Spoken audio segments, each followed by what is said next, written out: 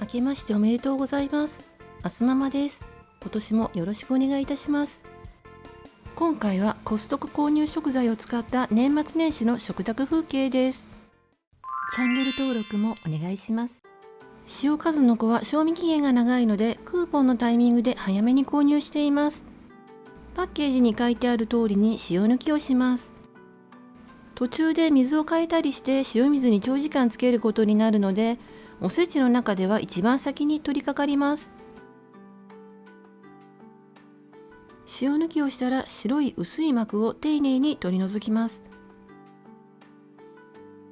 あらかじめ作って冷やしておいた白だしにつけておきます。年越しそばは信州戸隠の生そばです。とりあえず3人分作りますので、残りはコンテナに入れておきます。お湯を沸かしている間におせちセットの中のかまぼこを切っておきます。包丁を揺らしながら切ると扇のようなギザギザになります。日の出と呼ばれる飾り切りです。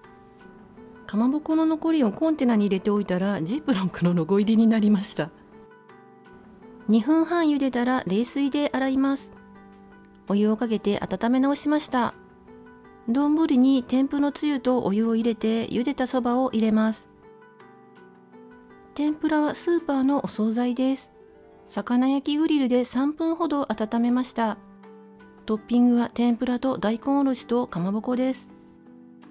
麺類は撮影している間にどんどん伸びちゃうので、家族は不満みたいですね。はい、完成です。この後にコストコに行ってきました。年越しのお酒はホットウイスキーです。ウイスキーをお湯で割って、主人の方にはシナモン、私のはラズベリージャムを入れました。おつまみはパイナップル、マドレーヌ、スパイシーミートローフ、カマンベール、ミックスナッツ、ブラックチョコです。おせちセットは元旦の朝に重箱に詰めていきます。重箱に100均で買ったおかずカップを敷きます。おせちの中身は伝統よりも家族の好みを優先しています。あとね、私も楽したいですよね。今年も気分のおせちセットを買いましたが、スーパーでは1980円だったので、コストコで少しお得に買えました。栗きんとんは栗が少ないので瓶入りの栗も混ぜます。おせちの中で一番人気ですね。伊達巻きは家族になぜか人気がないんですけれども、私は大好きです。かまぼこは紅白を交互に並べていきます。お歳暮のハムも入れました。数の子数の子も入れました。昆布や黒豆など小さいものは最後に詰めます。鶏肉と根菜の煮物は前の晩にシャトルシェフに仕込んでおきました。おせちに入れるなら飾り切りした入り鶏が正解なんですかね。飾り切りとかはね、しません。おせちの空いちゃったところに詰めていきます。この煮物は残ったら炊き込みご飯にアレンジできます。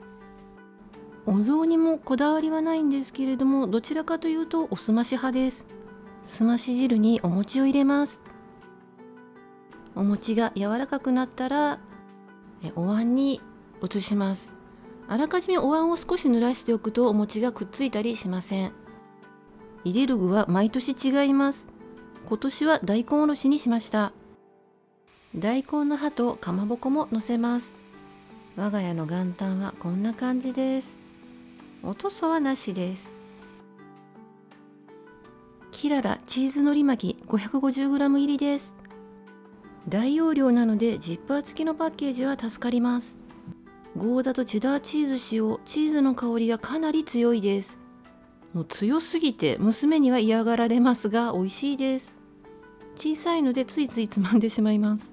そして娘に逃げられるの繰り返しですね。カニは高騰していて迷いましたが、息子一家もね帰ってくるので奮発しました。でも大晦日には1000円引きになっていたので悔しかったですね。真ん中はお嫁さんがくれたマグロのたたきです。麦ご飯を炊いて山かけにしました。右側からフルーツ盛り、チーズのり巻き、数の子、カニ、とろろ、マグロのたたき、押し麦入りご飯、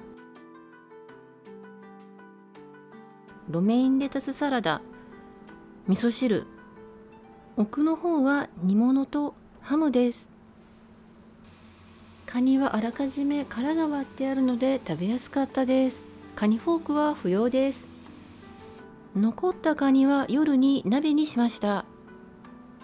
この後はもちろん雑炊にもしました。カニを解凍した時のドリップもスープや雑炊に使えます。網でこしてから鍋に入れます。